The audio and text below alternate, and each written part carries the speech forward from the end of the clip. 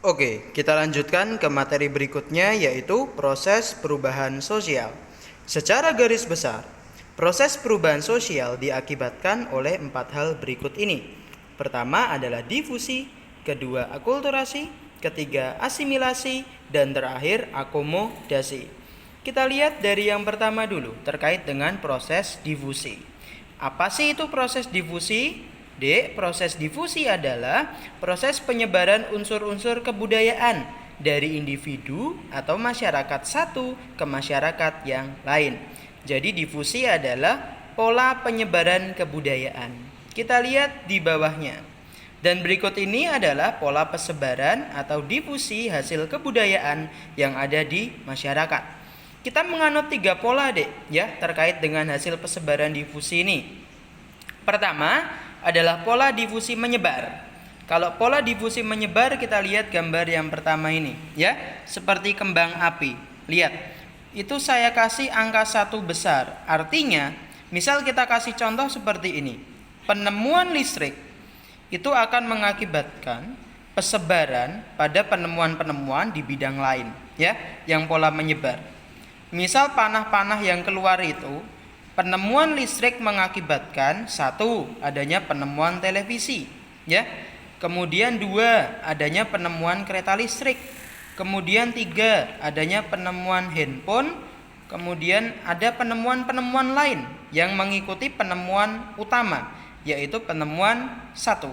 Jadi itu dikatakan sebagai menyebar, Jadi 1 penemuan baru akan mengakibatkan perubahan pada penemuan-penemuan yang lainnya. Jadi menyebar, Kemudian yang kedua, penemuan yang pola persebarannya menjalar, Ini menjalar seperti ular, menjalar. Misal, kalau pola menjalar adalah dari 1 penemuan nanti bersifat multifungsi atau berfungsi untuk hal-hal yang lain. Misal kalau menjalar gini, penemuan teknologi pesawat terbang atau alat transportasi pesawat terbang akan mengakibatkan 1, munculnya teknologi canggih untuk kedirgantaraan, atau ilmu-ilmu penerbangan. Jadi angkatan udaranya nanti dengan adanya penemuan pesawat terbang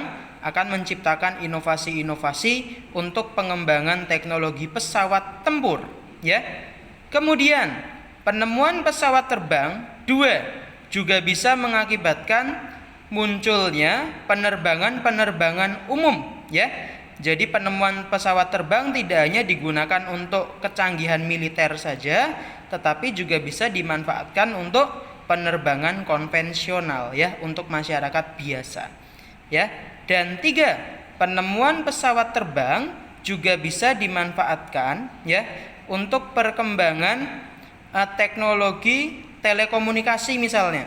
Dengan adanya teknologi pesawat terbang nanti akan memunculkan teknologi roket misalnya untuk pengembangan satelit dan lain sebagainya. Berarti 1 penemuan nanti sifatnya multifungsi, menjalar dengan 1 tujuan yang sama, seperti itu. Itu untuk menjalar. Atau lebih mudah gini, penemuan adanya lidah buaya, Penemuan-penemuan yang ada di dalam obat tradisional lidah buaya bisa berguna 1 untuk kosmetik, atau kecantikan. 2 untuk pengembangan kuliner, Kita tetap berbicara lidah buaya, Kemudian 3, lidah buaya juga bisa dimanfaatkan misalnya untuk pengobatan, Untuk kecantikan bisa, untuk kosmetik bisa tadi, kecantikan, kosmetik, kemudian untuk kuliner bisa, dan untuk pengobatan juga bisa. Itu menjalar. Kemudian yang ketiga ada perubahan memusat. Jadi dari kecil nanti menjadi besar. Contoh yang lingkaran E besar adalah daerah yang kurang maju. Tapi suatu saat daerah yang kurang maju tadi, satu kecil yang atas, muncul pabrik mobil, muncul pabrik mobil baru 1 di daerah E. Kemudian nanti setelah pabrik mobil rame muncul industri makanan kaleng, ya. Kemudian nanti muncul industri baru lagi, yaitu industri perhotelan misalnya. Nah, mengubah kawasan E tadi dari yang tadinya kurang berkembang, kurang maju menjadi maju karena adanya perubahan-perubahan kecil, ya, yang mengakibatkan satu perubahan besar di kawasan E, ya. Itu namanya perubahan memusak, ya. Jadi adanya perubahan-perubahan kecil yang mengakibatkan satu perubahan besar di kawasan E itu, ya. Jadi paham ya bedanya antara perubahan menyebar, menjalar, dan memusat. Kemudian berikutnya, akulturasi dan asimilasi. Ya, ini sudah pernah saya jelaskan dulu di kelas 11. Akulturasi dan asimilasi. Yang membedakan apa? Rumus yang bawah ini, ya. Kalau akulturasi A plus B sama dengan AB. Kalau asimilasi A plus B sama dengan C, ya. A plus B sama dengan AB di akulturasi maksudnya apa? Kita lihat yuk. Kalau akulturasi itu nanti proses bertemunya dua budaya atau lebih, ya. Kemudian nanti budaya itu saling membaur dan menerima dan memunculkan interaksi.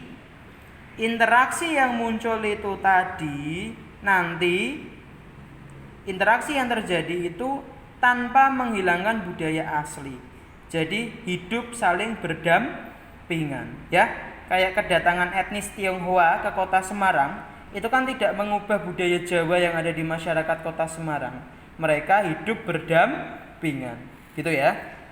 Itu akulturasi. Atau perkembangan misalnya di Semarang ada lumpia. Lumpia itu juga produk akulturasi, ya. Antara kulit lumpianya yang berasal dari Tiongkok dan isi lumpianya yang berupa bung itu bisa membaur menjadi satu dan mereka tanpa menghilangkan budaya aslinya masing-masing. Berbeda dengan asimilasi. Kalau asimilasi mereka akan bertemu, yaitu proses interaksi dua golongan, kelompok atau lebih yang memiliki latar kebudayaan berbeda. Dan nanti mereka akan saling berinteraksi dan bergaul dalam waktu relatif lama sehingga memunculkan budaya baru. Nah, bedanya apa dengan akulturasi? Kalau di asimilasi, interaksi yang terjalin itu nanti memunculkan budaya baru yang melebur menjadi satu kebaruan budaya. Atau rumusnya A plus B sama dengan C, ya. A plus B sama dengan C. Misal suku Betawi di Jakarta itu hasil asimilasi. Asimilasi suku mana dan mana, Pak? Sunda ketemu Arab, ketemu Cina, ya. Sunda ketemu Arab, ketemu Cina itu menghasilkan C, suku Betawi, ya. Jadi menciptakan suatu suku baru yang berbeda dari identitas kesukuan yang lama. Jadi melebur menjadi satu, ya. Suku Betawi itu suku percampuran, ya, asimilasi antara Arab, Cina, dan orang Sunda yang pada saat itu tinggal di Batavia. Itu ya.